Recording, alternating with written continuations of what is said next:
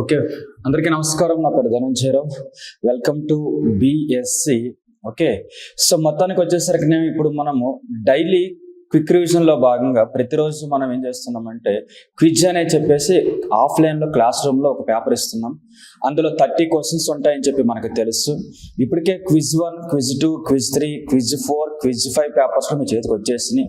అయితే quiz 1, quiz 2, quiz 3 everyday క్లాసులు explain చేసేస్తాం మనం ఆఫ్లైన్లో.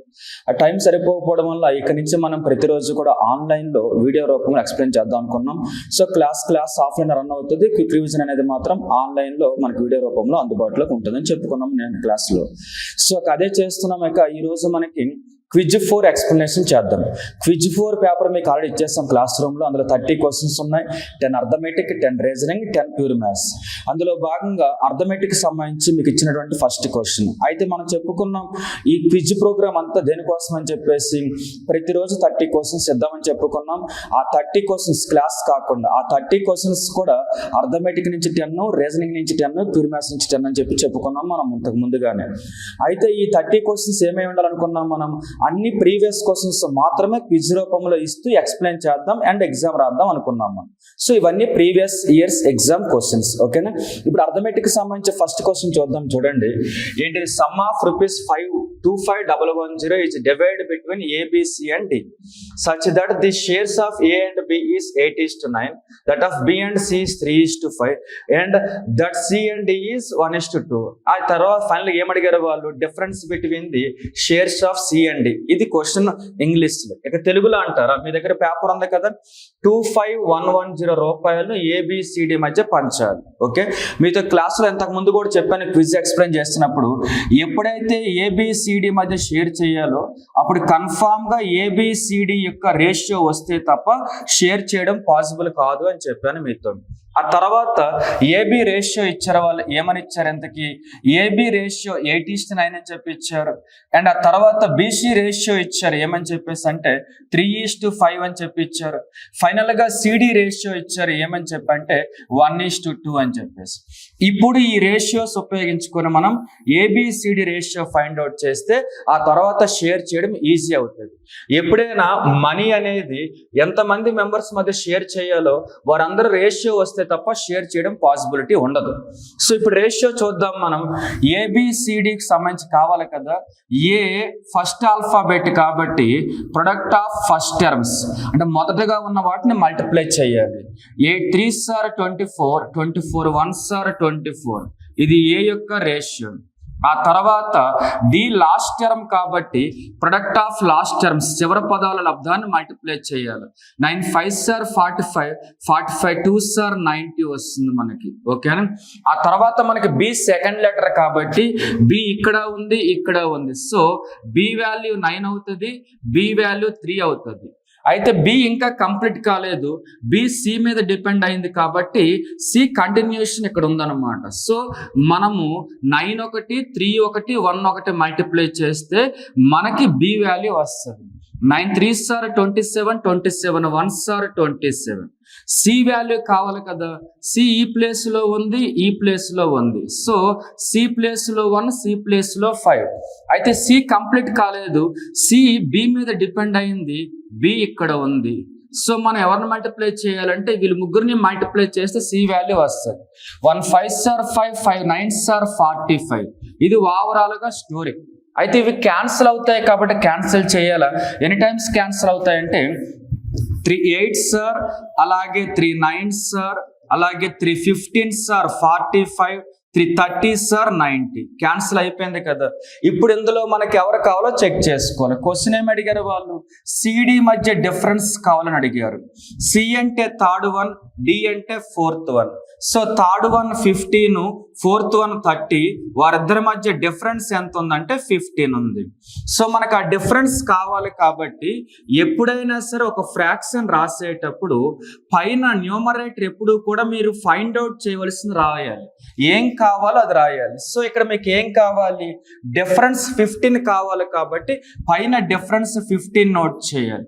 ఇక క్రింద అంటారా టోటల్ నోట్ చేయాలి. ఎప్పుడు కూడా ఒక ఫ్రాక్షన్ కి డినామినేటర్ టోటలే ఉండాలి. టోటల్ ఎంత అంటే ఇక్కడ 8 ఒకటి ఉంది, 9 ఒకటి ఉంది కదా. సో 8 + 9 అంటే మనకు వచ్చేసరికి 17 వస్తుంది. 17 + 15 అంటే మనకి 32 వస్తుంది. ఆ తర్వాత ఇది వచ్చేసరికి 30 ఉంటుంది. So 62 total. అది ఇంటూ మనీ ఎంత ఇచ్చారు మనకి, ఎంతకి 25110 అని చెప్పి ఇచ్చారు. ఇప్పుడు వీటిని మనం క్యాన్సిల్ చేయాలి. అయితే ఆప్షన్స్ కూడా చెక్ చేసుకుంటూ క్యాన్సిల్ చేస్తే బెటర్. చెక్ చేద్దాం ఒకసారి మనం క్యాన్సిల్ చేసేటప్పుడు. ఇక్కడ so 231 times cancel, 2 5s are cancel. మరి ఇక్కడ 31 ఏమైనా క్యాన్సిల్ చేస్తున్నాం చెక్ చేసుకోవాలి మనం. ఎంతకి 31 వచ్చేసరికి నేను ఇక్కడ 31 n times cancel. Suppose 7 times అనుకుంటే, అది 8 టైమ్స్ అనుకుంటే 240. ఓకే, సో 31 కాస్త మనకి ఎన్ టైమ్స్ అనుకున్నారు, 8 times cancel. 31 8s are 248. 248 cancel అయిపోతే మనకి ఇంకా 31 ఉంటుంది. 31 1s ఆర్ 31. ఇప్పుడు వీళ్ళు మల్టిప్లై చేస్తే ఆన్సర్ వచ్చేస్తుంది మనకి. సో మల్టిప్లై చేయాలి కదా. ఎలా మల్టిప్లై చేద్దాం? 5 1s ఆర్ 5, 5 8s ఆర్ 40. ఇది కాకుండా ఇక్కడ ఒక 15 ఉంది కదా మనకి. 15 5s are 75, 15 0s are 0 plus ఇందాక 7 వదిలేస్తారు. 15 4s ఆర్ 60. సో ఆన్సర్ వచ్చేసరికినేమో మనకి 6075 వస్తుంది. ఎప్పుడైనా సరే మిమ్మల్ని సర్టెన్ అమౌంట్ డిస్ట్రిబ్యూట్ చేయమన్నప్పుడు ముందుగా వాటికి సంబంధించిన రేషియో ఫైండ్ అవుట్ చేయాలి. తర్వాత వారు అడిగింది ఫైండ్ అవుట్ చేస్తే ఆన్సర్ వస్తుంది. సో ఇప్పుడు క్విజ్ 4లో భాగంగా ఫస్ట్ క్వశ్చన్ కంప్లీట్. ఇక మనం ఇందులో సెకండ్ క్వశ్చన్కి వెళ్దాం. ఏంటి? 40% of A salary is equals to 20% of 4/5 of the B salary. If B salary is 2200, then what is the A salary? ఇది ఇంగ్లీష్ లో క్వశ్చన్. ఇక తెలుగులో అంటారా, ఏ జీతంలో 40%, B జీతంలో 4/5 వంతు యొక్క 20% సమానం. B జీతంలో 2200 అయితే సో సమానం B ఇది ఇక్కడ పాయింట్ కాదు, ఫుల్ స్టాప్ కాదు, ఇది 20% సమానం B జీతంలో 2200 అయితే ఇప్పుడు మనకి ఏ జీతం ఎంత అని. సో ఇది ఈక్వేషన్ రాద్దాం చూడండి. ఏ శాలరీలో 40% అన్నాడు, ఇది ఏ శాలరీ అనుకుంటే ఇందులో 40% అన్నాడు. ఈ 40% ఎవరికి ఈక్వల్ అని చెప్పాడు మనతో అంటే బి శాలరీలో. సరిగ్గా చూడండి, ఇక్కడ మనకి 20% of 4/5 of the B salary. So సరిగ్గా చూస్తే ఇది బి శాలరీ అనుకుందాం.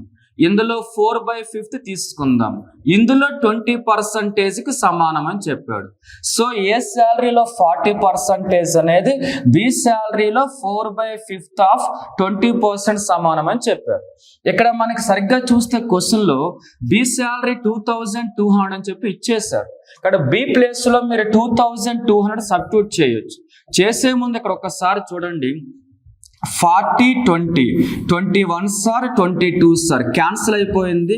ఈక్వల్స్ టు బి ప్లేస్ లో బి శాలరీ నోట్ చేయండి 2200 ఇంటూ ఇక్కడ మనకి 4/5 ఉంది. సో ఇక్కడ క్యాన్సిల్ చేస్తే ఆన్సర్ వచ్చేస్తుంది మనకి.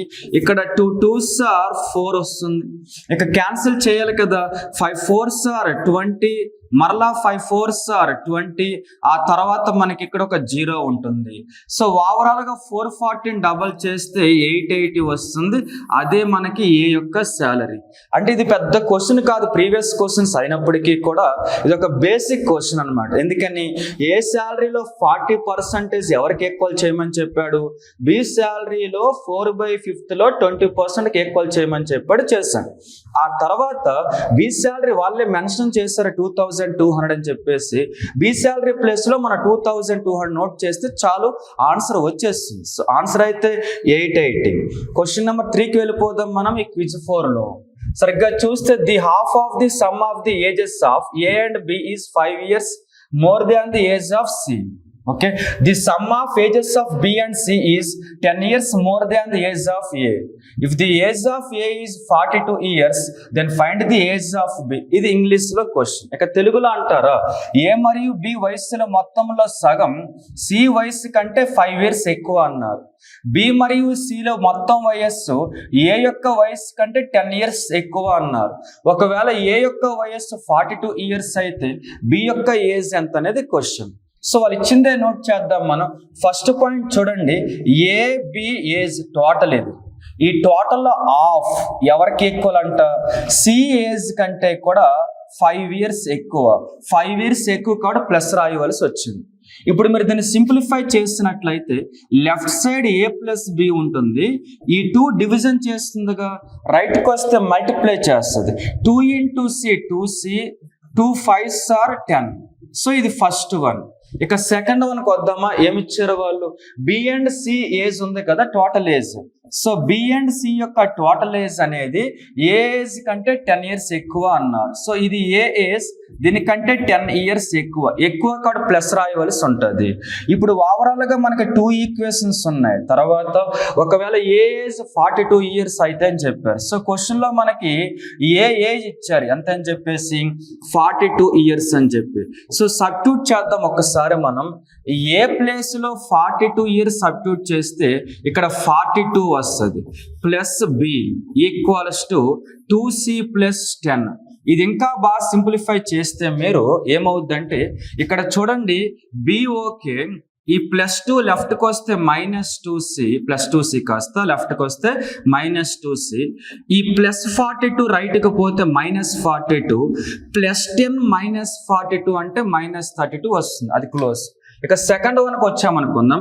ఇక్కడ కూడా ఏ ప్లేస్ లో 42 సబ్స్టిట్యూట్ చేస్తే ఏమైంది అనుకున్నారు, బి అలాగే ఉంటుంది, ప్లస్ సి అలాగే ఉంటుంది, ఈక్వల్స్ టు ఏ ప్లేస్ లో మనకి 42 వస్తుంది కదా, 42 + 10 అంటే మనకి 52 అవుతుంది. ఇది ఓవరాల్ గా వచ్చినటువంటి ఈక్వేషన్. ఓకేనా, డైరెక్ట్ గా క్యాన్సిల్ చేసుకోవచ్చు. ఇప్పుడు ఎందుకు మనకి ఎవరు కావాలి ఇక్కడ, ఏనా బీనా, బిఏస్ కావాలి కాబట్టి ఇప్పుడు మనకి సి క్యాన్సిల్ అయిపోతే బిఏస్ డైరెక్ట్ గా వచ్చేస్తుంది. సి క్యాన్సిల్ అవ్వాలంటే ఒకే ఒక దారి ఉంటుంది, ఏంటి అంటే ఇక్కడ 2c వస్తే క్యాన్సిల్ అయిపోతుంది.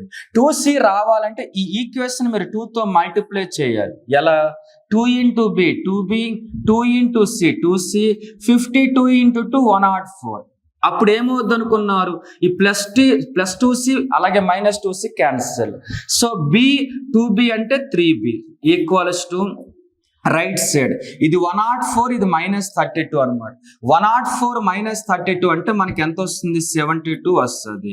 3 అనేది 72ని 24 times క్యాన్సిల్, బి ఏజ్ ఎంత అంటే 24. ఓకేనా, మరొకసారి మనం చూస్తే ఫస్ట్ పాయింట్ ఏబి ఏజ్ లో వచ్చేసరికి నేమో హాఫ్, సి ఏజ్ కంటే 5 years ఎక్కువ, ఇలా ఫామ్ అయింది ఈక్వేషన్.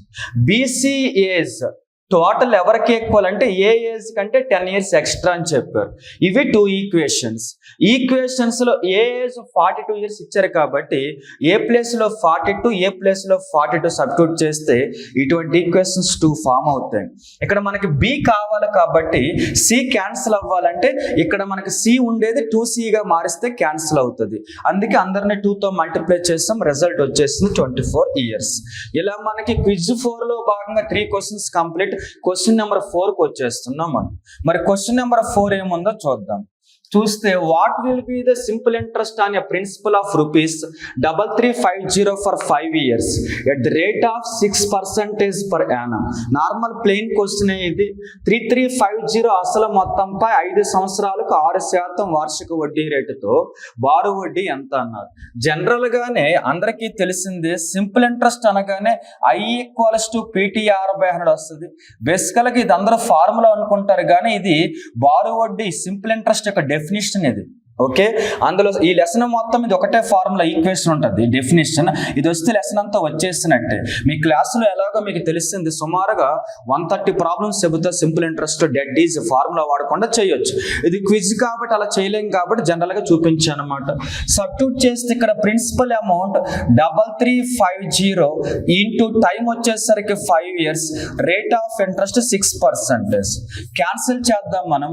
0 0 అయితే క్యాన్సిల్ అయిపోయింది, 5 1s are 5 2s are 10 cancel అయిపోయింది. 2 అనేది 6ని 3 times క్యాన్సిల్. 335 into 3ని మల్టిప్లై చేయాలి. 335 into 3ని మల్టిప్లై చేస్తే మనకి 333s are 990 వస్తుంది. 5 అలాగే 3 5s are 15 కూడా వస్తుంది. సో 990కి 15 యాడ్ చేస్తే మనకి 1005 వస్తుంది. అదే క్వశ్చన్ కి ఆన్సర్. ఓకే, క్వశ్చన్ నెంబర్ 4 కూడా కంప్లీట్. క్విజ్ లో భాగంగా క్వశ్చన్ నెంబర్ 5 వచ్చేస్తున్నాం. What is the compound interest of 3 years with annual compound in annual rate of 10% principal ₹16,000. ఇది కూడా జనరల్ క్వశ్చన్. 16,000 రూపాయలు అసలు పైన సంవత్సరానికి 10% చక్కెర వడ్డీ వేస్తే 3 సంవత్సరాలకు అయ్యే వడ్డీ ఎంత? జనరల్ గా కూడా చేయొచ్చు, మన ఇష్టం. అది మనీ 16,000 కదా, ఇయర్కి 10% అని చెప్పారు క్వశ్చన్ లో. సో దాంట్లో భాగంగా ఫస్ట్ ఇయర్ 16,000లో 10% వడ్డీ అంటే 1,600 వస్తుంది అనమాట. సెకండ్ ఇయర్ వచ్చేసరికి 16,000లో 10% వడ్డీ అంటే 1,600 వస్తుంది. అది కాకుండా మరలా చక్కెర వడ్డీ, కాంపౌండ్ ఇంట్రెస్ట్ డెఫినేషన్ ఏంటంటే ఇంట్రెస్ట్ ఆన్ ఇంట్రెస్టే కాంపౌండ్ ఇంట్రెస్ట్. వడ్డీపై వడ్డీని చక్కెర వడ్డీ అంటారు. కాబట్టి 1,600లో 10% వచ్చేసరికి 160 రూపీస్. ఇక థర్డ్ ఇయర్లోకి ఎంటర్ అయినప్పుడు first 10% 1,600, next 160 as it is. ఆ తర్వాత ఇంట్రెస్ట్ ఆన్ ఇంట్రెస్ట్ పడుతుంది థర్డ్ ఇయర్లో. సో 1,600లో 10% అంటే 160, 160లో 10% అంటే 16.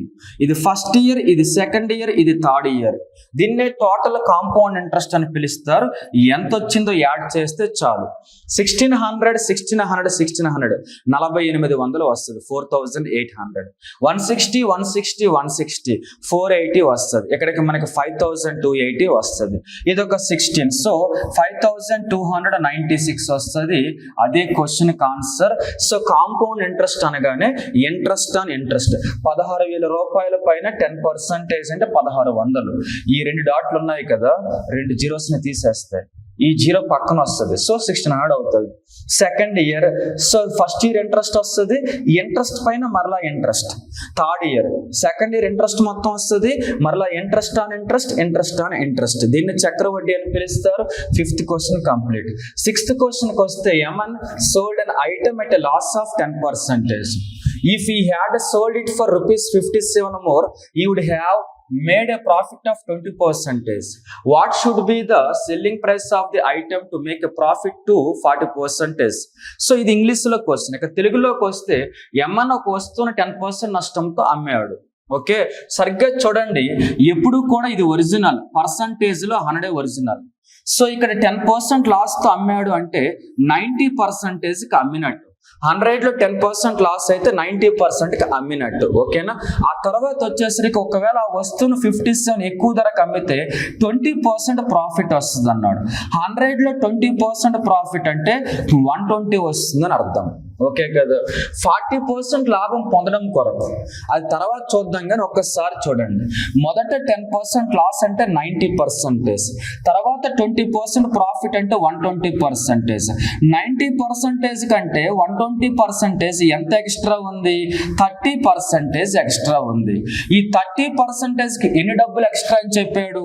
57 రూపీస్ ఎక్కువ అని చెప్పాడు. సో 90 కంటే 120 30% ఎక్కువ, దీనికి వాడు 57 రూపీస్ ఎక్కువకి అమ్మానని చెప్పాడు.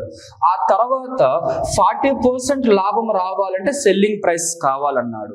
సో 40% లాభం రావాలంటే 100కి 40% లాభం అంటే 140 అని అర్థం. లాభం అంటే 100కి కలపాలి, యాడ్ చేయాలి. నష్టం అంటే 100లోంచి తీసేసేయాలన్నమాట. సో 140%కి ఏమొస్తుంది? 0 0 క్యాన్సిల్, 3 19s are 57. ఇప్పుడు మనం 19 × 14 మల్టిప్లై చేస్తే ఆన్సర్ వచ్చేస్తుంది. ఎనీవే ఆన్సర్ ఇక్కడ చూసుకున్నట్లయితే 19 1s are 19, 19 4s are 76. Total add చేస్తే మీకు 19 + 7 26. ఆన్సర్ ఎంత వస్తుందంటే 266 వస్తుంది. 19 1s are 19, 19 4s are 76. Multiply చేస్తే ఆన్సర్ 266. సో ఈ క్వశ్చన్కి ఆన్సర్ ఆప్షన్ సి వస్తుంది. క్వశ్చన్ నెంబర్ 7కి వస్తుంది. ఏ man cells rice at 8% profit and uses less weight 30% less than the actual measure. Okay, what is the profit percentage? తెలుగులో వచ్చేసరికి ఒక వ్యక్తి 8% లాభంతో బియ్యాన్ని అమ్ముతున్నాడు మరియు వాస్తవ కొలత కంటే 30% తక్కువ బరువును ఉపయోగిస్తున్నాడు. అతని లాభ శాతం ఎంత? చాలా easy question. Profit and loss లో ఒక్కసారి చూడండి. 8% లాభంతో అమ్మాడని చెప్పారు. ఒరిజినల్ ఎప్పుడు కూడా 100 ఉంటుంది పర్సంటేజ్ లో. 8% లాభంతో అమ్మాడంటే అర్థం 108కి అమ్మాడని. ప్రాఫిట్ వస్తే యాడ్ చేయాలా, లాస్ వస్తే మైనస్ చేయాలి. ఇక్కడ మనకి 108కి అమ్మాడు కదా, కానీ ఒరిజినల్ వెయిట్ కంటే 30% తక్కువ బరువును ఉపయోగిస్తాడు. వెయిట్ కూడా పర్సంటేజ్లో ఒరిజినల్ 100 కాబట్టి 30% తక్కువ బరువు అంటే 100లో 30% తక్కువ బరువు అంటే 70% ఉపయోగిస్తున్నట్టు. అంటే 108 లాభానికి అమ్మాడు, వెయిట్ ఏమో 70% ఉపయోగిస్తున్నట్టు. ఓవరాల్ గా ప్రాఫిట్ ఎంత అంటే అతనికి 38 అనేది ప్రాఫిట్ వస్తుంది. ఓకేనా? ఇప్పుడు చూద్దాం, మనం ప్రాఫిట్ పర్సంటేజ్ కావాలి, లాభ శాతం కావాలి. ఎప్పుడైనా మనకి ఏం కావాలో ఒక ఫ్రాక్షన్ లో, భిన్నంలో పైన అదే రాయాలి. ఇక్కడ మీరు చూస్తే అతనికి 38 అనేది ప్రాఫిట్ అని చెప్పారు. సో న్యూమరేటర్ ప్లేస్ లో మీకు ప్రాఫిట్ కావాలి కాబట్టి 38 రాయాలి. ఇక్కడ డినామినేటర్ అంటారా, ఎప్పుడు కూడా క్రింద ఒరిజినల్ రాయాలి. వీళ్ళిద్దరిలో ఒరిజినల్ ఎవరు? లాభమా లేకపోతే వెయిట్? ఎప్పుడైనా సరే వస్తువులు ఇచ్చినప్పుడు వెయిటే ఒరిజినల్. సో కాబట్టి 70 రాయాలి ఇంటూ 100. ఇది క్వశ్చన్ అండి. సో ఇక్కడ క్యాన్సిలేషన్ లో భాగంగా 0 క్యాన్సిల్ అయ్యింది. 7 5s are 35, ఇంకా మనకి 30 ఉంటుంది. So 7 4s are 28. ఓకే, ఇంకా మనకి 2 ఉంటుంది, పాయింట్ రాస్తాం. 20 కాబట్టి 7 2s are 14. ఇక ఆపేద్దాం. 54.2తో ఇదే ఉంది కాబట్టి ఇదే ఆన్సర్. సో ఇది వచ్చేసరికి ప్రాఫిట్ అండ్ లాస్ కి సంబంధించి చూడండి. ఫస్ట్ 8% ప్రాఫిట్ అంటే 100 ఒరిజినల్, ప్రాఫిట్ 8% అంటే 108 అవుతుంది. వెయిట్ 30% తక్కువ అంటే 100 ఒరిజినల్, 30% తక్కువ కాబట్టి 70 రాయాలి. తక్కువ అంటే మైనస్ చేయాలి. ఓవరాల్ గా ప్రాఫిట్ 38 కనిపిస్తుంది. క్రింద ఎప్పుడు కూడా ఆర్టికల్స్, వస్తువులు ఇచ్చినప్పుడు ముఖ్యంగా క్రింద మనం వెయిటే ఉపయోగించాలి. So 70 into 100. Okay, next 8th question. The average age of a group of 20 teachers is 50 years. When a 40 years old teacher left the group and a new teacher joined this group, the average increased by 1 year. Okay, what is the age of new teacher? తెలుగులో చూస్తే 20 మంది ఉపాధ్యాయుల సమూహం యొక్క సగటు వయస్సు 50 సంవత్సరాలు. 40 ఏళ్ల టీచర్ గ్రూప్ నుండి నిష్క్రమించినప్పుడు మరి కొత్త టీచర్ ఆ గ్రూప్ లో చేరారు. సగటు 1 సంవత్సరం పెరుగుతుంది. అయితే కొత్త ఉపాధ్యాయుని వయస్సు ఎంత? ఇది క్వశ్చన్. ఇక్కడ మనం సరిగ్గా చూసినట్లయితే చాలా ఈజీ. ఓవరాల్ గా స్టోరీ ఎంతమంది వీళ్ళు? 20 మెంబర్స్. యావరేజ్ ఎంత? 50 years. పక్కన పెట్టండి. కానీ ఇక్కడ మనం చూస్తే వాడు ఏదో చెప్తున్నాడు, ఏమని? ఒక టీచర్ కాస్త ఏజ్ 40 years అని చెప్పాడు. ఓకే, ఇప్పుడు ఈమె వెళ్ళిపోతున్నారు అని చెప్పారు. గుర్తుపెట్టుకోండి, ఎప్పుడైనా యావరేజెస్ లో ఎవరైతే వెళ్ళిపోతారో, ఎవరైతే కొత్తగా వస్తారో వాళ్ళే మిగిలిన అందరి యొక్క యావరేజ్ ని బ్యాలెన్స్ చేస్తారు. మిగిలిన వాళ్ళు ఏం మారరుగా, రూమ్ లో ఉన్న వాళ్ళంతా అలాగే ఉంటారు. కానీ ఎవరైతే ఎంటర్ అవుతారో, కొత్తగా ఉన్న వాళ్ళు వెళ్ళిపోతారో, అప్పుడు యావరేజ్ లో మార్పు వస్తుంది. సో మొత్తం క్వశ్చన్ అంతా మనకు అనవసరం. కానీ వెళ్ళిపోయిన టీచర్ ఏజ్ అయితే 40 years. మొత్తం 20 మంది వాళ్ళు. ఓకే, 20 మెంబర్స్ ఇంటూ యావరేజ్ ఎంత పెరుగుతుంది? 1 year పెరుగుతుంది. సో 20 మెంబర్స్ కి 1 year పెరుగుతుందంటే 20 years పెరుగుతుందని అర్థం. అంటే 40 years ఉన్న టీచర్ వెళ్ళిపోతే యావరేజ్ 20 years పెరుగుతుందంటే కొత్తగా వచ్చేవారు 60 years తీసుకొని రావాలి క్లాసులోకి అని అర్థం. మరొకసారి చూస్తే ఎప్పుడైనా సరే యావరేజ్ మీకు చెప్తాను, విడిగా మోడల్ ఉంటుంది, 10 questions ఉంటాయి. ఇలా ఎంటర్ అవ్వడం, వెళ్ళిపోవడం అనే కాన్సెప్ట్ మీద. ఎప్పుడైతే ఒకరు కొత్తగా వచ్చినా యావరేజ్ లో చేంజ్ వస్తుంది. ఉన్న వాళ్ళు ఎవరైనా బయటికి వెళ్ళిపోయినా యావరేజ్ లో చేంజ్ వస్తుంది. ఓకే కదా? సో ఇదిగో ఈ టీచర్ వెళ్ళిపోయారు 40 years. ఈమెతో పాటు ఈమె వెళ్ళిపోవడం వల్ల ఏం జరిగింది? 20 మెంబర్స్ ఉండే క్లాసులో 1 year పెరిగింది. అంటే 21 or 20 years పెరిగిందని అర్థం. అంటే కొత్తగా వచ్చేవారు ఆ 40 years తో పాటు పెరిగిన 20 years తీసుకొని రావాలి క్లాసులోకి. ఆన్సర్ 60 years వస్తుంది. నెక్స్ట్ క్వశ్చన్కి వద్దాం. క్విజ్ 4 లో భాగంగా ఏ alone can do a task in 35 days, B alone in 14 days. If they work together for 7 days, then what fraction of the task is left? పక్కన పెడితే సరిగ్గా చూడండి, తెలుగులో పడలేదు ఇక్కడ. ఏ ఒక వర్క్ ని 35 days లో చేస్తారని, ఆ తర్వాత బి వచ్చేసరికి వర్క్ ని 14 days లో చేస్తారని. ఎప్పుడైతే వర్క్ కి సంబంధించి మీకు కావాలో ఎల్సిఎం చేస్తే, డేస్ కి ఎల్సిఎం చేస్తే, కాసాగు చేస్తే మీకు టోటల్ వర్క్ వచ్చేస్తుంది. 35 కి 14 కి ఎల్సిఎం అంటే వీళ్ళిద్దరితో క్యాన్సిల్ అయ్యే నెంబర్ అని అర్థం. ఓకే, వీళ్ళిద్దరితో కామన్ గా క్యాన్సిల్ అయ్యే నెంబర్ 70. 35 అనేది 17 2 సార్లు క్యాన్సిల్ చేస్తుంది. 14 అనేది 5 సార్లు క్యాన్సిల్ చేస్తుంది. ఇది చూడండి, ఇది టోటల్ వర్క్ అవుతుంది ఎప్పుడైనా సరే. ఇది ఏ యొక్క ఒక డే వర్క్ అవుతుంది, ఇది బి యొక్క ఒక డే వర్క్ అవుతుంది. ఇప్పుడు క్వశ్చన్ లోకి వద్దాం మనం. వాళ్ళు ఎన్ని డేస్ పాటు వర్క్ చేస్తారు? 7 డేస్ పాటు. ఈ 7 డేస్ పాటు వాళ్ళు వర్క్ చేస్తారు. 7 డేస్ ఇంటూ రోజుకి ఏ అనేవాడు 2, బి అనేవాడు 5. సో 7 7 సార్ 49 వరకు చేసేస్తారు వాళ్ళు 7 డేస్. టోటల్ 70లో 49 వరకు కంప్లీట్ అయితే ఇంకా ఎంత వరకు పెండింగ్ ఉంటుందో మనం తెలుసుకోవాలి. ఇంకా మనకి 21 వరకు రిమైనింగ్ వరకు పెండింగ్ ఉంది. వాడు అడిగాడు దీన్ని ఫ్రాక్షన్ లో చెప్పమని. ఆ మిగిలిపోయిన పనిని ఫ్రాక్షన్ లో చెప్పమన్నాడు. మిగిలిపోయిన వరకు 21 క్రింద ఎప్పుడు టోటల్ వర్క్ రాయాలి. Total work 70. క్యాన్సిల్ చేస్తే 7 1s are 7 3s are 21. So answer 3/10 వస్తుంది. అదే క్వశ్చన్కి ఆన్సర్. సో 9th క్వశ్చన్కి ఆన్సర్ ఆప్షన్ ఏ వస్తుంది. ఓకేనా? ఇక్కడికి 9 క్వశ్చన్స్ అయిపోయిన క్విజ్ 4లో భాగంగా. మీకు తెలుసు మనం ఎవ్రీడే కూడా ఇటువంటి పేపర్ చేస్తూనే ఉన్నాం. న్యూ బ్యాచ్ స్టార్ట్ అయినప్పటి నుంచి కూడా. ఇది మనకి న్యూ బ్యాచ్ స్టార్ట్ అయ్యి 5 రోజులు అయింది కాబట్టి 5 పేపర్ ఇప్పటి వరకు అయింది. ఇది 4వ paper explanation. Okay, so next one question number 10. A person covers 700 meters in 8 minutes. What is the speed in km/h? సరిగ్గా చూస్తే వాళ్ళు ఏం చెబుతున్నారంటే డిస్టెన్స్ ఏమో 700 meters కవర్ చేశాడని, టైం వచ్చేసరికి 8 minutes పట్టిందని చెప్పేసి చెబుతున్నాడు. అతని యొక్క స్పీడ్ అడుగుతున్నారు. జనరల్ గా స్పీడ్ అంటే అర్థం వేగం కావాలంటే డిస్టెన్స్ బై టైం రాయాలి. దూరం బై టైం రాస్తే కాలం మనకి స్పీడ్ వచ్చేస్తుంది. మరి ఇక్కడ డిస్టెన్స్ ఎంత ఉంది? 700 meters ఉంది. ఇక్కడ మీరు చూస్తే ఇది మినిట్స్ లో ఉంది, సెకండ్స్ లోకి మారుస్తున్నా చూడండి. 8 ఇంటూ నిమిషానికి 60 సెకండ్లు, 60 seconds కాబట్టి ఇంటూ 60 రాస్తారు. పైన మీటర్స్ లో ఉంది, క్రింద సెకండ్స్ లో ఉంది. ఇది మీటర్/సెకండ్ లో ఉందన్నమాట. ఇప్పుడు మనకి ఎలా కావాలి? అది km/h లో కావాలి. మీటర్/సెకండ్ లో ఉన్నది km/h లోకి మార్చాలంటే మనం కాస్త 18/5తో మల్టిప్లై చేయాలి. అప్పుడు అది km/h లోకి మారిపోతుంది. 0 0 క్యాన్సిల్, 6 3s are 18. ఓకే, ఆ తర్వాత వచ్చేసరికి క్యాన్సిల్ చేస్తే మనకి 5 అనేది ఈ నెంబర్ని 5 14s are 17. రిమైనింగ్ క్యాన్సిల్ అవ్వడం లేదు. సో 2తో అవుతుంది కానీ 2 4s are 8, 2 7s are 14. ఫైనల్గా ఏం మిగిలింది? 7 3s are 21/4 మిగిలింది. 21/4 అంటే 4 5s are 20. ఆ తర్వాత 1 ఉంటుంది. మనకు సరిగ్గా చూస్తే 1/4 అంటే అర్థం ఏంటి? 1/4 అంటే 0.25 అని అర్థం. So answer 5.25. సో మనం ఏం చేస్తాం? డిస్టెన్స్ మీటర్స్ లో ఉంది, టైం మినిట్స్ లో ఉంది. బేసికల్ గా మీటర్/మినిట్స్ యూనిట్స్ ఉండవు అనమాట.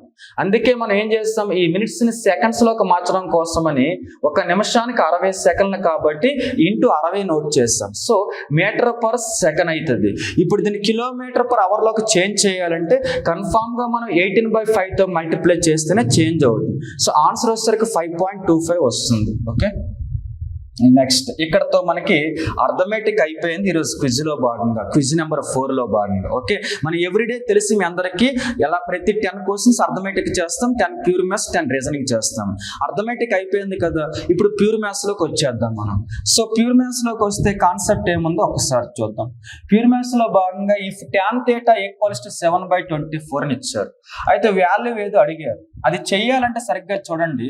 జనరల్ గా స్కూల్ డేస్ లో tan θ అంటే ఏమని నేర్చుకుంటారు అంటే tan θ వచ్చేసరికి ఆపోజిట్ సైడ్ ఎదుటి భుజం బై ఎడ్జసెంట్ సైడ్ ఆసన భుజం అని నేర్చుకుంటారు. సో స్కూల్ డేస్ లో ఎదుటి భుజం బై ఆసన భుజం అని నేర్చుకుంటారు. దీని వాల్యూ ఎంత? 7/24 అని ఇచ్చారు. ఓకే, ఇదేగా వాళ్ళు ఇచ్చింది. ఇక్కడ ఒక డయాగ్రామ్ డ్రా చేస్తున్నా చూడండి. బేసికల్గా ఇది థీటా అయినప్పుడు ఇది ఆపోజిట్ సైడ్, ఇది ఎడ్జసెంట్ సైడ్.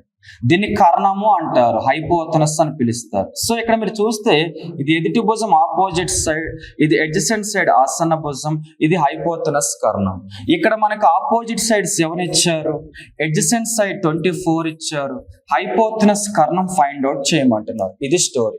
బేసికల్ గా స్కూల్ డేస్ లో మీరు కర్ణము స్క్వేర్ ఈక్వల్స్ టు భుజము స్క్వేర్ ప్లస్ భుజము స్క్వేర్ చేసి ఉంటారు. ఇది చేసినప్పుడు మీకు ఆన్సర్ హైపోతనస్ వస్తుంది. దీంట్లో సబ్స్టిట్యూట్ చేయండి, ఇవి మీకు 25 వస్తుంది అనమాట కష్టపడి చేస్తే.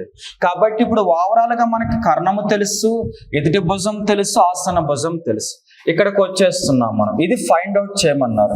tan θ minus secant θ divide by sine θ right side minus p by 56 ఉంది. ఇక్కడ tan θ అంటే ఆల్రెడీ రాస్తుంది ఇక్కడ 7/24 అని చెప్పి. సీకెంట్ θ కావాలి మనకి, అంతే కదా. సో ఇక్కడ మన సీకెంట్ θ కావాలంటే జనరల్ గానే మనకి తెలుసు ఏమని చెప్పేసి, సైన్ కును సీకెంట్ కి లింక్ ఉందని చెప్పేసి, అంతే కదా. ఓకే, ఇప్పుడు మనకి సీకెంట్ θ కావాలి. జనరల్ గా సీకెంట్ θ అంటే అర్థం ఏంటంటే హైపోతనస్ కర్ణము బై ఓకే ఆసన్న భుజం ఎడ్జసెంట్ సైడ్, ఇది secant θ value divide by sine θ కావాలి. చిన్నప్పుడు చదువుంటారు మీరు సైన్ θ అంటే ఏం చెప్పేసి, ఇక్కడ ఎదుటి భుజం బై కర్ణం అని చదువుంటారు. Opposite side by hypotenuse, opposite side ఏమో 7 ఉంటుంది, హైపోతనస్ కర్ణం వచ్చేసరికి 25 ఉంటుంది, రైట్ సైడ్ వచ్చేసరికి మైనస్ p బై 56 ఉంది. ఇప్పుడు ఇది మనం సాల్వ్ చేస్తే ఆన్సర్ అయిపోతుంది అనమాట. ఇక్కడ 24 కి కాసాగు LCM 24 వస్తుంది. పైన ఇక్కడ 7 ఉంది, ఇక్కడ -25 ఉంది. 7 - 25, సో 25 లో 7 తీసేసేయండి, మీకు 18 వస్తుంది. అయితే -18 వస్తుంది, ఎందుకంటే పెద్ద నెంబర్ 25 కి ముందు మైనస్ ఉంది కాబట్టి. అలాగే ఈ 7/25 పైకి వస్తే రివర్స్ అవుతుంది 25/7 అని చెప్పి. రైట్ సైడ్ వచ్చేసరికి -p/56 ఉంటుంది. ఇది స్టోరీ. క్యాన్సిలేషన్ చేద్దాం. ఈ minus cancel, 7 8s are 56 cancel, 8 3s are 24 కూడా క్యాన్సిల్, 3 6s are 18 కూడా క్యాన్సిల్. 6 × 25 అంటే 150 వస్తుంది. సో ఆన్సర్ వచ్చేసరికి ఆప్షన్ బి వస్తుంది 150. సో మనకి ఏం చేస్తాం, అక్కడ పెద్దగా ఏం చేయాలి, tan θ వాల్యూ ఇచ్చాడు, మనం ఆటోమేటిక్గా డయాగ్రామ్ డ్రా చేసాం, కర్ణం హైపోతనస్ వచ్చింది, మిగిలిన వాటిలో సబ్స్టిట్యూట్ చేస్తే ఆన్సర్ వచ్చేసింది. ఓకే, నెక్స్ట్ వన్కి వస్తున్నాం. 12th వన్కి చూడండి ఏమి ఇచ్చారు, 16 cot A ఈక్వల్స్ టు 12 అని చెప్పి ఇచ్చారు.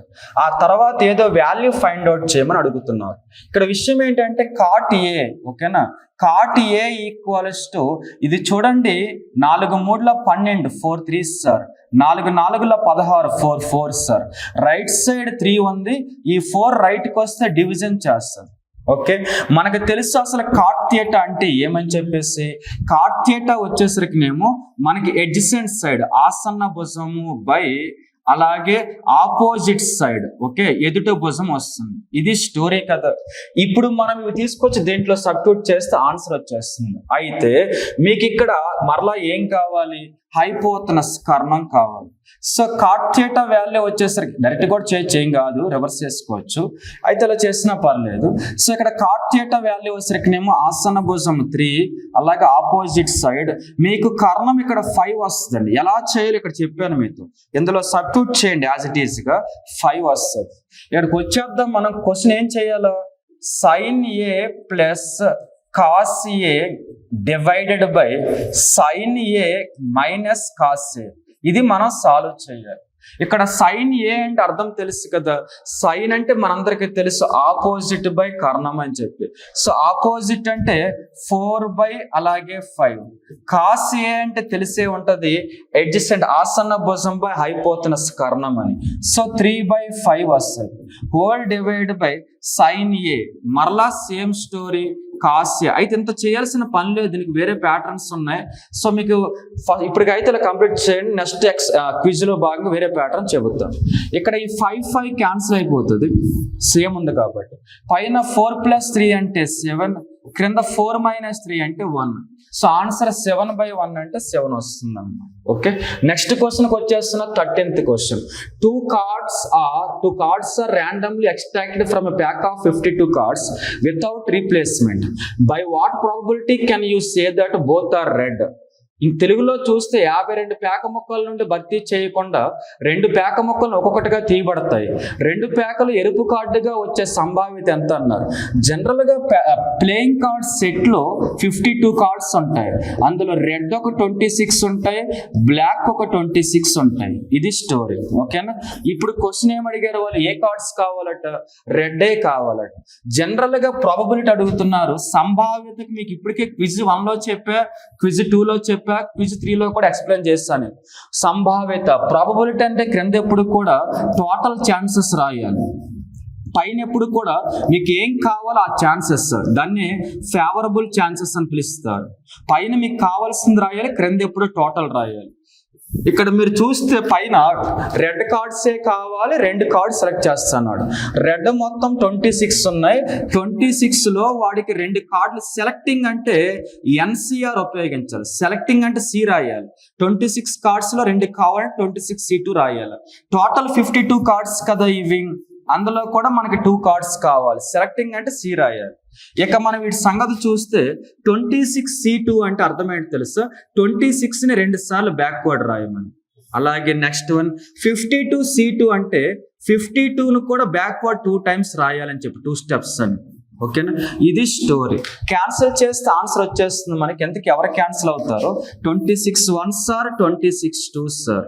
ఆ తర్వాత ఇక్కడ మనకు పైన 25 ఉంది, క్రింద వచ్చేసరికినేమో ఎంత ఉంది, 51 × 2 అంటే 102 ఉన్నట్టు ఉంది అనమాట. సో ఇక్కడ ఏదైనా ఆన్సర్ ఉందంటారా, 25/102. ఇదిగో ఆప్షన్ సి ఉంది. పైన ఎప్పుడు కూడా కావాల్సింది రాయాలి, క్రింద టోటల్ రాయాలి. ఇప్పటికే మీకు 3 క్విజ్లు ఎక్స్ప్లెయిన్ చేస్తాను. ఇది ఎప్పుడైనా సెలెక్టింగ్ ఎంపిక అంటే ఎన్సిఆర్ ఉపయోగించాలి, మర్చిపోకూడదు. నెక్స్ట్ వన్కి వచ్చేస్తే 14. What is the diameter of a circle if the area is 154 cm²? వైశాల్యం 154 cm² అయితే వృత్తం యొక్క వ్యాసం ఎంత అన్నారు. జనరల్గా సర్కిల్ యొక్క ఏరియా వైశాల్యంకి మనం మాట్లాడుకున్నాం ఆల్రెడీ క్విజ్ 1, క్విజ్ 2, క్విజ్ 3లో. చిన్నప్పటి నుంచి మీరు చదువుతారు πr² అని చెప్పేసి వృత్త వైశాల్యం, ఏరియా ఆఫ్ సర్కిల్. దానికి వాళ్ళు వాల్యూ ఎంత ఇచ్చారంటే 154 ఇచ్చారు. పై అంటే 22/7, రేడియస్ r² ఈక్వల్స్ టు 154. ఈ 22 ఉంది కదా, ఈ 22 154ని 7 సార్లు 7 టైమ్స్ క్యాన్సిల్ చేస్తుంది. ఈ 7 బై చేస్తుందిగా, రైట్కి వస్తే మల్టిప్లై చేస్తుంది. 7 × 7 అంటే 49. అప్పుడు మీకు r కావాలనుకోండి, ఇటువైపు ఏమో స్క్వేర్ రూట్ చేయాలా, ఇది 7² వాల్యూ 49 అనేది. సో r వాల్యూ 7 వస్తుంది. ఏమడిగారు వాళ్ళు, డయామీటర్. జనరల్గా ఇది సర్కిల్ అయినప్పుడు ఇది రేడియస్. డయామీటర్ అంటే ఈ చివరి నుంచి రాయాలి, ఈ చివరి వరకు. అంటే ఆర్కి మరొక r యాడ్ చేస్తే డయామీటర్ వస్తుంది. సో 7 + 7. ఓకేనా. ఆన్సర్ 14 వస్తుంది 14th క్వశ్చన్కి. 15th క్వశ్చన్కి వచ్చేస్తున్నాం. In how many ways 16 different rings can be worn in 4 fingers with at most 1 in each finger? 4 వేళ్లలో 16 రకాల ఉంగరాలను ఎన్ని విధాలుగా ధరించవచ్చు? ప్రతి వేలలో ఒకటి గరిష్టంగా ఉండాలి. దీన్ని అరేంజ్మెంట్ అంటారు. దీన్ని పర్మిటేషన్ కాంబినేషన్ లెసన్లో క్వశ్చన్ ఇది. సో ఇప్పుడు చాలా ఈజీ ఇది, ఎందుకంటే ఎప్పుడైనా అరేంజ్మెంట్ కావాలంటే ఎన్పిఆర్ ఉపయోగిస్తే అరేంజ్మెంట్ వస్తుంది. ఇక్కడ ఎన్ అంటేనేమో 16 ఉన్నాయి, అక్కడ చూస్తే ఫింగర్స్ 4 ఉన్నాయి. సో దీన్ని ఎన్పిఆర్ అంటారు అన్నమాట. మరి ఎన్పిఆర్ ఎలా సాల్వ్ చేయాలి? ఎన్పిఆర్ అంటే అర్థం 16 ఫ్యాక్టోరియల్, 16 ఉంది కదా, బై 16 - 4 ఫ్యాక్టోరియల్ ఇంటూ 4 ఫ్యాక్టోరియల్ రాస్తే ఎన్పిఆర్ వాల్యూ వచ్చినట్టు. సో ఎన్పిఆర్ అంటే n factorial by n - r factorial into r factorial రాయాలి. దీన్ని ఇప్పుడు సింప్లిఫై చేస్తే 16 ఫ్యాక్టోరియల్ అంటే అర్థం తెలుసా, 16 బ్యాక్వర్డ్ 1 వరకు రాయాలి అని చెప్పి. ఇప్పుడు ఇవన్నీ రాసుకుంటూ కూర్చుంటే ఆటోమేటిక్గా టైం అంతా అయిపోద్ది. ఒక 4 స్టెప్స్ రాసి 12 ఫ్యాక్టోరియల్తో క్లోజ్ చేస్తాను నేను. ఆ తర్వాత 16 - 4 ఫ్యాక్టోరియల్ అంటే అర్థం 12 ఫ్యాక్టోరియల్ ఇంటూ ఇక్కడ ఒక 4 ఫ్యాక్టోరియల్ ఉంది. 4 ఫ్యాక్టోరియల్ అంటే 4 × 3 × 1 అని. ఎందుకు 12 ఫ్యాక్టోరియల్ వదిలేస్తానంటే ఇది క్యాన్సిల్ అవుతుంది అనమాట. ఈ 12 ఫ్యాక్టోరియల్, ఈ 12 ఫ్యాక్టోరియల్. ఆ తర్వాత 4 అనేది 16 4 టైమ్స్ క్యాన్సిల్. అలాగే 3 అనేది 15 5 టైమ్స్ క్యాన్సిల్. 2 14 7 times cancel. వీటిని మల్టిప్లై చేస్తే ఆన్సర్ వచ్చేస్తుంది 13 7 91, 4 5 20. ఇదేమో 20, ఇదేమో 91. 91ని డబల్ చేయండి 182 వస్తుంది. So answer 1820. మరొకసారి చూస్తే 13 ఏళ్ల 91, 13 7s are 91, 4 5s are 20. So 91 double చేస్తే 182, పక్కన 0 వస్తుంది. ఆన్సర్ అయితే 1820. Next one 16. For what value of X the mode of the following data is 27. ఇక్కడ ఎక్స్ యొక్క ఏ విలువతో క్రింది సమాచారం యొక్క బాహుళకం 27 అవుతుంది. మీ అందరికీ తెలుసు బాహుళకం అంటే ఎక్కువ సార్లు రిపిటేషన్ అయ్యేది. ఇక్కడ 27 1 టైం ఉంది, 27 2 టైమ్స్ ఉన్నాయి, 27 3 టైమ్స్ ఉన్నాయి. అంటే 27s అనేవి మనకి 3 టైమ్స్ వచ్చాయండి. ఆ తర్వాత 25లు కూడా 25 వన్స్ 25 వన్స్ 25 వన్స్ 25s కూడా మనకి 3 టైమ్స్ వచ్చాయి. ఓకేనా?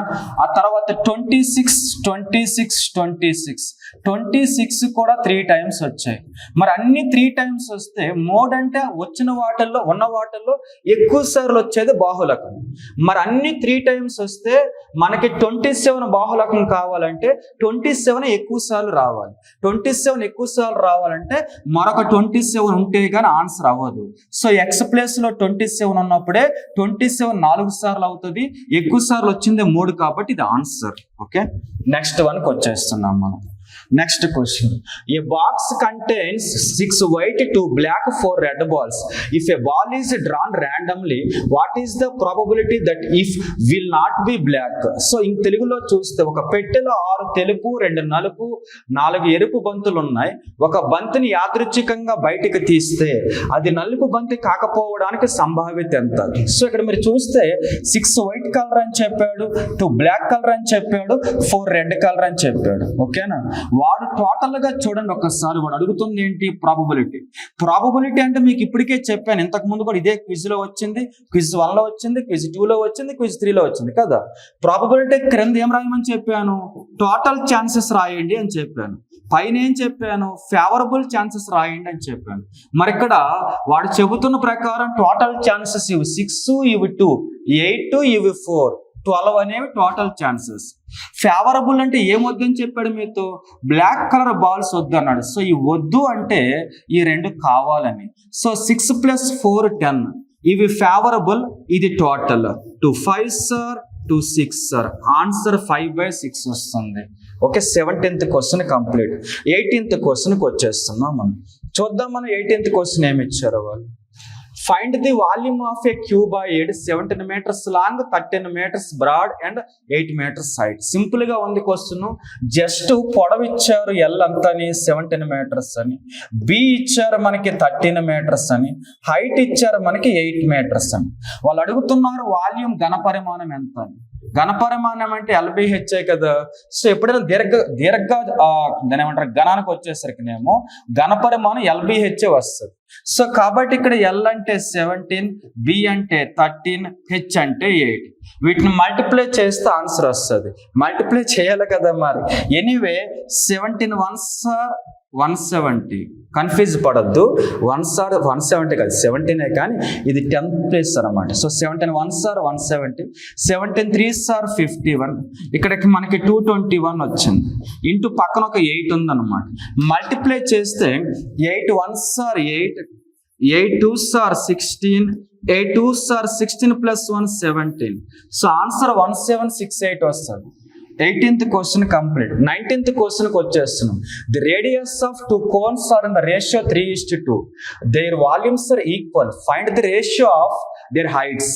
తెలుగులో చూస్తే 2 శంకుల వ్యాసార్థం 3:2 నిష్పత్తిలో ఉన్నాయి. వాటి ఘనపరిమాణం సమానం అయితే వాటి ఎత్తుల నిష్పత్తి ఎంత? ఘనపరిమాణం అంటే వాల్యూమ్ ఈక్వల్స్ టు వాల్యూమ్. ఇది ఘనపరిమాణం సమానం అన్నారు. జనరల్ గా కోన్కి ఘనపరిమాణం πr²h. ఓకే, 2 కోన్సే కాబట్టి ఇది కూడా πr²h అని రాయాలి. ఇక్కడ వాడు చెబుతున్న ప్రకారం ఏంటంటే రేడియస్లు వేరువేరుగా ఉన్నాయి కాబట్టి ఇది R1 అనుకోండి, H1 అనుకోండి, సెకండ్ వన్ కాబట్టి R2 H2 అనుకోండి. 1/3π క్యాన్సిల్. R1 ప్లేస్ లోనేమో ఇక్కడ రేషియో 3 కాబట్టి 3² రాస్తారు. ఓకేనా. అలాగే నెక్స్ట్ వన్ R2 ప్లేస్లోనేమో 2 స్క్వేర్ రాస్తారు. ఇది స్టోరీ. 3 square 9, 2 square 4. జనరల్గా రేషియో అడిగారు కాబట్టి, అది కూడా హైట్స్ మధ్య నిష్పత్తి అడిగారు కాబట్టి ఎవరు ఆపోజిట్ వాళ్ళే. హెచ్ వాల్యూ ఏమో 2 స్క్వేర్ 4, H2 వాల్యూ ఏమో 3 స్క్వేర్ 9. ఇదే ఆన్సర్ 4:9. ఓకే, 4:9 లేదా మనకి ఏమడిగారు ఎంతకి జాగ్రత్తగా చూస్తాయని వాటి ఎత్తుల మధ్య నిష్పత్తి ఎంత. ఒక ఆప్షన్స్ రాంగ్ పడ్డా అది 4:9 ఆన్సర్ అనమాట. నెక్స్ట్ వన్కి వచ్చేస్తున్నా 20. If A + B = 9, AB 20, A² + B². ఇది ఒక చిన్న ఆల్జీబ్రా ఫార్ములా మనకు తెలిసిందే. A + B 9 మన క్లాస్లో కూడా మాట్లాడాము. AB = 20, A² + B² ఏమొస్తుంది అనేది క్వశ్చన్ కదా. ఇక్కడ మనం చూస్తే A + B, AB A² + B² combination ఒక ఈక్వేషన్ ఉంటుంది. అదే A + B whole formula. A + B whole అని మనకు తెలుసు A² + B² + 2AB అని. ఇక్కడ A + B ప్లేస్లో 9 ఉంది, 9². మీకు ఇది ఎంతో కావాలి, సో ఇది క్వశ్చన్ మార్క్ అనుకోండి. 2 × AB ప్లేస్లో 20 ఉంది. 20 సార్ 40 కదా. లెఫ్ట్కి వస్తే 9² 81, ఈ +40 లెఫ్ట్కి వస్తే -40 అవుతుంది. 81 - 40 అంటే 41. అదే ఆన్సర్. ఓకే, 41. 20 అయిపోయింది. ఓకే, ఇక్కడతో మనకి క్విజ్ నెంబర్ 4లో భాగంగా ఏమైపోయింది, ప్యూర్ మ్యాథ్స్ కూడా అయిపోయింది. ఇక రీజనింగ్ మాత్రమే పెండింగ్ ఉంది. సో రీజనింగ్ చూస్తే 4 letters or clusters have been given. ఇవన్నీ పక్కన పెడితే ఆడ్ లెటర్ కావాలి, అంటే వీటిలో ఎవరో డిఫరెంట్ గా ఉన్నారో అది కావాలి. సింపుల్ కదా. ఫస్ట్ వన్ QSU అన్నారు. Q అంటే ఆల్ఫాబెట్ ఆర్డర్ ప్రకారం 17 అని, S అంటే 19 అని, U అంటే 21. ఆర్డర్ అదే కదా, A1 B2 అంటే. సో ఇక్కడ 17కి 19కి 2 గ్యాప్, 19కి 21కి 2 గ్యాప్. ఇది బాగానే ఉంది. UWY అన్నారు. U అంటే ఆల్ఫాబెట్ ఆర్డర్ ప్రకారం 21 అని, W వచ్చేసరికి 23 అని చెప్పేసి, ఆ తర్వాత Y అంటే 25 అని. ఇక్కడ కూడా +2 గ్యాప్ ఉంది. CEG third one. CEGలో కూడా మనకి C అంటే 3, E అంటే 5, G అంటే 7. +2 గ్యాప్ ఉంది. ఫైనల్ గా HJT అసలు సంబంధమే లేదు. H అంటే 8, J అంటే 10, T అంటే 20. +2 +10 గ్యాప్ ఉంది. అందుకే ఇది రాంగ్, డిఫరెంట్ గా ఉంది కాబట్టి ఆడ్ వన్ అవుట్ అంటే డిఫరెంట్ గా ఉన్నది చెప్పాలి. ఈ నలుగురులో ఆ చివరిదే డిఫరెంట్ గా ఉంది. సో అదే ఆన్సర్. Next one 22. ఇది కూడా ఏమడుగుతున్నారు ఎంతకి వాళ్ళు, ఎస్ ఇది ఏదో ఎనాలిసిస్ కాన్సెప్ట్. ఫస్ట్ 2 ఇచ్చాడు ఏమని, GAVE గేవ్కి ఏమో వాడు ఎనాలజీ పాయింట్ ఆఫ్ వ్యూలో AGEV అని ఇచ్చాడు. అసలు AGEVకును గేవ్కి సంబంధం ఏంటంటే, ఇదిగో G ఇటు పంపించి A ఇటు పంపించాడు, V ఇటు పంపించి E ఇటు పంపించాడు. డైరెక్ట్ క్వశ్చన్లోకి వచ్చేద్దాం మనం.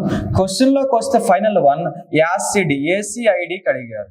ఇప్పుడే చెప్పుకున్నాం కదా ఏమని, ఏ ఇటు పంపించాలా, సిని ఇటు పంపించాలి, ఐని ఇటు పంపించాలి, డిని ఇటు పంపించాలి. సో ఆన్సర్ వచ్చేసరికి CADI. ఓకే, నెక్స్ట్ వన్కి వచ్చేద్దామా. Answer CADI. Next one question number 23. Find the number that can replace question mark. Anyway ఇది సిరీస్ కి సంబంధించినటువంటి కాన్సెప్ట్ అనమాట. సో ఇక్కడ ఇచ్చిన నెంబర్స్ ఏంటంటే 20 ఇచ్చాడు, 62 ఇచ్చారు, 189 ఇచ్చారు, 571 ఇచ్చారు, 1718 ఇచ్చారు, క్వశ్చన్ మార్క్ అడిగారు. ఇది నెంబర్ సిరీస్ కాబట్టి ప్యాటర్న్ అబ్జర్వ్ చేయాలి. పెద్ద పెద్ద నెంబర్లు ఇవి. ఎప్పుడైతే సిరీస్ లో పెద్ద నెంబర్స్ ఉంటాయో మల్టిప్లేషన్ చెక్ చేయాలి, మర్చిపోవద్దు.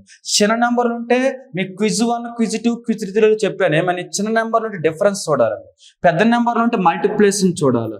20 62 ఎలా అవుతుంది, 23 సార్ 60కి 2 యాడ్ చేస్తే అవుతుంది. 62 118 ఎలా అవుతుంది, 62 3 సార్ 186కి 3 యాడ్ చేయాలి. 189 571 ఎలా అవుతుంది, 189 3కి 4 యాడ్ చేయాలి. ఆ తర్వాత వచ్చేసరికి ఇంటూ 3 +5 యాడ్ చేయాలి. ఫైనల్ గా ఇంటూ 3 +6 యాడ్ చేస్తే ఆన్సర్ వచ్చేస్తుంది. మరి ఇక మనం చేయాల్సిన పని ఉంది కదా, చూద్దాం మనం. 3 × 17 17 3s are 51. బేసికల్ గా ఇక్కడ 2 ప్లేసులు ఉన్నాయి కాబట్టి అది 51 కాదు, 5100. ఆ తర్వాత 18 3s are 54. టోటల్గా ఎంత వచ్చింది? అది 5154 వచ్చింది. +6 యాడ్ చేయాలి కదా, ఆన్సర్ 5160 వస్తుంది. So answer 5160.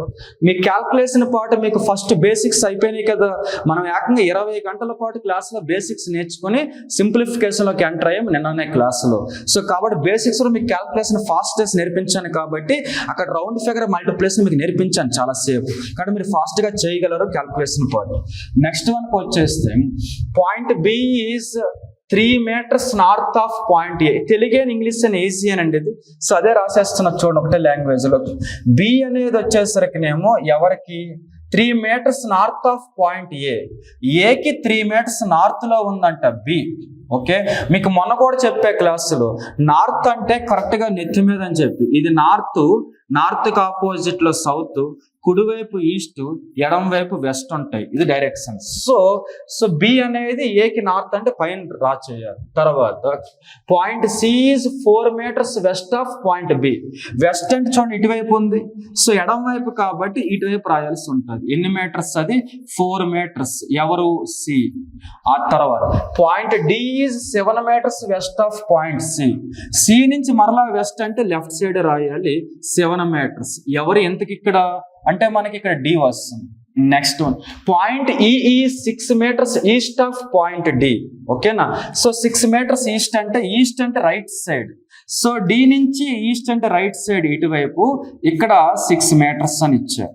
ఇప్పుడు క్వశ్చన్ ఏం అడుగుతున్నారంటే as following direction is pointing with reference to B అన్నాడు. బి నుంచి ఓకే ఈ అనేది ఎటువైపు ఉందని, బి నుంచి ఈ అనేది ఎడమ వైపు ఉంది కాబట్టి ఎడమ అంటే వెస్ట్ అన్నమాట. సో ఆన్సర్ వెస్ట్ వస్తుంది. Next one 25. ఇది కూడా అంతే, తెలుగైనా పర్లే ఇంగ్లీష్ అయినా పర్లే, ఏదైనా ఒకటే వస్తుంది. ఎందుకంటే బ్లడ్ రిలేషన్షిప్ నార్మల్ లాంగ్వేజ్ ఉంటుంది, రాసేస్తుంది. L is the mother of M. L mother కాబట్టి నెగిటివ్ రాయాలి, మెన్ అయితే పాజిటివ్ రాయాలి. ఎల్ మదర్ ఎవరికి? ఈ అమ్మకి. సో రాసేసాం, ఎల్ ముందు పుట్టారు, ఎమ్మ తర్వాత పుట్టారు. తర్వాత ఎల్ హ్యాస్ ఓన్లీ 2 children. ఎల్కి 2 పిల్లలు ఉన్నారు, ఒకరైతే ఎమ్, మరొకరు ఎవరో ఉంటారు. తర్వాత N is the sister of M. అంటే ఎమ్మకి సిస్టర్ కార్డ్ పక్కన రాయాలా, సో అది కూడా సిస్టర్ కార్డ్ నెగిటివ్ రాయాలి, female. Okay, N is the daughter of K. N అనేది కేకి డాటర్. చూడండి వీళ్ళిద్దరు కూడా ఎల్ల యొక్క పిల్లలు. సో అంటే అర్థం ఏంటి? ఎల్ల ఆల్రెడీ మదర్ కాబట్టి కే ఆటోమేటిక్గా ఫాదర్ అవుతారు అనమాట, వీళ్ళ పిల్లల వాళ్ళు. ఆ తర్వాత వచ్చేసరికి Z is the grandson of K. So కేకి గ్రాండ్ సన్ అంటే కే ఇక్కడ ఉన్నారు, వీళ్ళు కూతురు, ఇతను ఎవరో తెలియదు, men or women. So grandson అంటే పైన రాయాలా. సో గ్రాండ్ సన్ ఎవరు ఎంతకి వాడు చెప్తున్న ప్రకారం Z grandson card positive రాయాలి. O is the mother of Z. సరిగ్గా చూస్తే జెడ్కి మదర్ ఓ అని ఇచ్చారు. జెడ్ వీళ్ళిద్దరిలో ఎవరో ఒకరు పిల్లవాడు. మరి ఇక్కడ జెడ్ ఓ మదర్ అన్నప్పుడు ఆల్రెడీ ఎన్ నెగిటివ్ మదరే కాబట్టి తీసుకోవాల్సిన పని లేదు. అంటే ఎమ్ పాజిటివ్ అయి ఉండొచ్చు, ఎమ్ యొక్క వైఫే ఓ అయి ఉండొచ్చు, అప్పుడే కదా జెడ్కి మదర్ అవుతారు ఓ. ఇప్పుడు క్వశ్చన్ ఏంటి? హౌ కే రిలేటెడ్ టు ఎమ్ అంటే కేకి ఎమ్మకి సంబంధం ఏంటని. అంత చేయాల్సిన పనే లేదు అసలు. కే వచ్చేసరికి ఎమ్మకి ఫాదర్ అవుతాడు, క్రిందే ఉన్నాడు కాబట్టి. సో నెక్స్ట్ క్వశ్చన్కి వస్తే 26. ఇవి ఎలాగో సిలాసిజం రైట్, డ్రా చేసేద్దాం మనం. సమ్ ఎఫ్ ఆర్ టీ, ఇవి ఎఫ్, ఇందులో కొన్ని ఏంటి ఇలా డ్రా చేయాలి. టీ, దీని అర్థం ఇది. సమ్ టీఆర్ పి, టీలో కొన్ని అంటే ఇలా డ్రా చేయాలి, ఇది పి. తర్వాత కన్క్లూజన్స్ సమ్ పిఆర్ టీ. ఓకేనా, పిలో కొన్ని టీ, ఇదిగో ఈ ఏరియా అంతా కూడా పిలో టీ అవుతుంది. First one right. No F is T. No F is T అని ఇచ్చారు. సో ఎఫ్కి టీకి సంబంధం లేదన్నారు, కానీ ఇక్కడ ఎఫ్కి టీకి సంబంధం ఉంది కదా, 2 word wrong. No P is F. పీకి ఎఫ్కి సంబంధం లేదన్నారు, ఎస్ సంబంధం లేదు కాబట్టి ఇది రైట్. ఓకేనా, సో ఓవరాల్ గా చూస్తే 1-3 రైట్ కాబట్టి ఆన్సర్ వచ్చేసరికినేమో ఇక్కడ మనం చూస్తే నో ఎఫ్ ఈజ్ టీనే కదా, బాగానే ఉంది కదా. ఓకే, మరి 1-3 రైట్ అవుతే ఇక్కడ మనకి 1-3 అనే ఆప్షన్ ఉందో లేదో, 1-3 అయితే రైట్ అని చెప్పి టిక్ పెట్టుకుంటారు. Next one 27. If 16th February 2018 Friday, what day will 20th March 2019? సరిగ్గా చూస్తే 16th February 2018 సంవత్సరం వారు ఫ్రైడే శుక్రవారం అంటున్నారు. Point number 1. ఓకేనా? వాళ్ళు ఏదో అడుగుతున్నారు, ఏమని 20th మార్చ్ ఏమొస్తుంది గుర్తుపెట్టుకోండి. ఎగ్జాక్ట్ డేట్ నెక్స్ట్ ఇయర్ రాయొచ్చు. ఎలా అంటే 16th ఫిబ్రవరి 2019 కనిపెట్టడం ఈజీ, అది కనిపెట్టడం కష్టం. కానీ ఎగ్జాక్ట్ డేటు నెక్స్ట్ ఇయర్ కనిపెట్టడం ఈజీ. ఎలా అంటే 16th ఫిబ్రవరి 2018 ఇచ్చారు కదా, వాళ్ళు ఏమడుగుతున్నారు 16th ఫిబ్రవరి 2019 అడుగుతున్నారు కదా. జనరల్గా 1 year క్రాస్ అయిందే లేదా, 1 year క్రాస్ అయితే 1 day పెరిగిద్ది అనమాట. అప్పుడు ఫ్రైడేకి 1 day పెరిగితే ఏమవుతుంది, సాటర్డే వస్తుంది. అంటే మనం అర్థం చేసుకోవాల్సింది ఈ డే సాటర్డే అని. కానీ క్వశ్చన్ 16th ఫిబ్రవరి సంబంధించి కాదు, 20th మార్చికి సంబంధించి. సో 20th మార్చి కావాలంటే 20th మార్చ్ 2019 మీకు కావాలి అంటే ఏం చేయాలనుకున్నారు, ఈ 16th ఫిబ్రవరికి 20th మార్చికి మధ్య ఎన్ని డేస్ ఉన్నాయి కౌంట్ చేయాలి. ఫిబ్రవరికి 28 రోజులు ఉంటాయి, 16 రోజులు తీసేస్తే ఇక్కడ ఒక 12 రోజులు, మార్చిలోకి 20 రోజులు, మొత్తం 32 రోజులు ఉంటాయి. 32 రోజుల్ని వారానికి 7 రోజులు కాబట్టి బై 7తో క్యాన్సిల్ చేస్తే 7 4 28, 32లో 28 పోతే 4 మిగులుతుంది. ఓకేనా? సో మనకు ఆల్రెడీ ఈ డేట్ వరకు సాటర్డే వచ్చింది కాబట్టి ఈ డేట్ నుంచి ఈ డేట్ వరకు 4 రోజులు ఎక్స్ట్రా ఉన్నాయని అర్థం. ఎప్పుడైనా రోజును 7తోనే క్యాన్సిల్ చేయాలి, ఈ 4 మిగిలితే దీన్ని కలపాలి. సో ఎవరికి కలపాలి, సాటర్డే కదా, సాటర్డే నుంచి 4 రోజుల తర్వాతనే మనకి 20th మార్చ్ అని అర్థం వస్తుంది. సో ఇక్కడ సాటర్డే నుంచి 4 days అంటే Sunday, Monday, Tuesday, Wednesday. So answer వచ్చేసరికి బుధవారం. మరొకసారి చూడండి, ఈ డేట్ ఇచ్చి ఫ్రైడే ఇచ్చారు, ఎగ్జాక్ట్గా ఈ డేట్కి ఆన్సర్ ఒకేసారి రాదు. అదే డేట్కి నెక్స్ట్ ఇయర్కి 1 day పెరిగిద్ది ఎప్పుడైనా సరే, నార్మల్ ఇయర్ కాబట్టి. ఫ్రైడేకి 1 day పెరిగితే సాటర్డే ఈ డేట్. ఓకేనా? మనకి ఈ డేట్కి కావాలి, ఈ డేట్ నుంచి ఈ డేట్కి 32 days ఉన్నాయి. బై ఎప్పుడు 7తో క్యాన్సిల్ చేయాలి, ఎందుకంటే వారానికి 7 రోజులు కాబట్టి 4 రోజులు మిగిలినాయి. సాటర్డే నుంచి 4 days అంటే వెన్స్డే అనమాట, అదే ఆన్సర్. నెక్స్ట్ 28 చూసి అర్థం. ఇది ఈక్వేషన్ ఇచ్చారు, ఏమని Q less than or equals to W1, E equals to V1, W less than L greater than V1. ఇది వాళ్ళు ఇచ్చింది question. Point number 1 conclusion, Q less than L అన్నారు. ఓకేనా? Q L కంటే చిన్నది అన్నారు. చూడండి, Q W సంబంధం ఉంది. ఏమని, Q అనేది W కంటే చిన్నది అని కదా. సో Q W కంటే చిన్నది. W less than L అన్నారు, అంటే W L కంటే చిన్నది అని. సో వాడు ఏమన్నాడు, Q less than L అన్నాడు, అంటే Q అనేది L కంటే చిన్నది. నిజమే, చిన్నదే. First one right. రెండవది E less than or equals to L అని ఇచ్చారు. ఇప్పుడు చూద్దాం, E ఎక్కడ ఉంది, E equals to V అని ఇచ్చారు, అంటే అర్థం ఏంటి, E V సమానం అని. L గ్రేటర్ దాన్ V అన్నారు, అంటే L అనేది V కంటే పెద్దది. V కంటే పెద్ద అంటే పైన రాయాలి L అని. ఓకేనా? ఇప్పుడు క్వశ్చన్ ఏంటది, ఈ లెస్ దాన్ L, ఈ L కంటే కింద ఉందని. ఎస్, కిందే ఉంది. సో ఆ పాయింట్ రైటే. ఓకే, ఈ రెండు కూడా రైటే, 1 and 2 ఫాలోస్ వస్తాయి. Next 29. In a code language base is code as 27. ఇక్కడ బేస్ మనం క్విజ్ 3లో చూసాం ఆల్రెడీ. వీటికి first of all position values రాయాలని చెప్పాను ఆ రోజు మీతో. B అంటే 2, A అంటే 1, S 19, E 5. వీటన్నిటినీ కలిపేస్తే 27. అలాగే మనకి ఏం కావాలంట, పార్టిసిపేషన్ కావాలి. సో పార్టిసిపేషన్ కింద పార్టిసిపేషన్కి యాజ్ ఇట్ ఈజ్ చేయండి, ఆన్సర్ వచ్చేస్తుంది. చూద్దాం మనం పార్టిసిపేషన్ గురించి. First of all position value చూసుకోవాలి కదా. P అంటే ఏంటి, 16, A 1, ఆల్ఫాబెట్స్ ఆర్డర్ అది. So R 18, T 20, I 9, C 3, I 9, P 16, A 1, T 20, I 9, O 15, N 14. వీళ్ళందరినీ యాడ్ చేస్తే అదే ఆన్సర్, సేమ్ ప్యాటర్న్ కాబట్టి. మరి ఓపుకుంటే వీళ్ళందరినీ యాడ్ చేసేసేయండి, కలిపేసేయండి. వీళ్ళందరినీ కలిపితే ఎంత వస్తుందంటే, ఇదొక 16, ఇదొక 1 17, ఇదొక 18. ఓకే, 35, 35 20, సో 55, 9 64, 3 67, 976, ఇదొక 16, ఓకే 86 92 అవుతుంది, ప్లస్ 1 93, ఇదొక 20 113, ఇదొక 9 122, ఇదొక 15 137, ఇదొక 14 151. సో ఆన్సర్ 151 వస్తే వాటిని యాడ్ చేస్తే ఇక్కడ క్విజ్ 4 లో లాస్ట్ క్వశ్చన్ కి వచ్చేస్తున్నాం మనం. ఓకేనా, జాగ్రత్తగా చూస్తే ఇది ఇచ్చారు వీళ్ళు 12, 11, 13, 12, 14, 13, నెక్స్ట్ టైం వస్తుంది. సో ఇది కూడా నెంబర్ సిరీస్. చిన్న చిన్న నెంబర్ ఇచ్చినప్పుడు డిఫరెన్స్ చూడమని చెప్పాను మీకు మిగిలిన క్విజెస్ లో. సో ఇక్కడ డిఫరెన్స్ చూస్తే -1, ఇక్కడ +2, మరలా -1, మరలా +2, -1, +2. సో ఆన్సర్ 13 + 2 అంటే 15 వస్తుంది కదా. ఇదే క్వశ్చన్ కి ఆన్సర్. సో మనము ఎవ్రీడే ఆఫ్లైన్ లో క్లాస్ తో పాటు daily 4 to 8, so 4 hours class తో పాటు ప్రతిరోజు క్లాస్కి రాగానే మీకు 30 questions arithmetic, reasoning, pure maths కలిపి ఇటువంటి క్విజ్ పేపర్లు ఇచ్చి మీకు ఇంతకు ముందు ఈ 4 రోజులు కూడా క్లాసులో ఎక్స్ప్లెయిన్ చేస్తాను.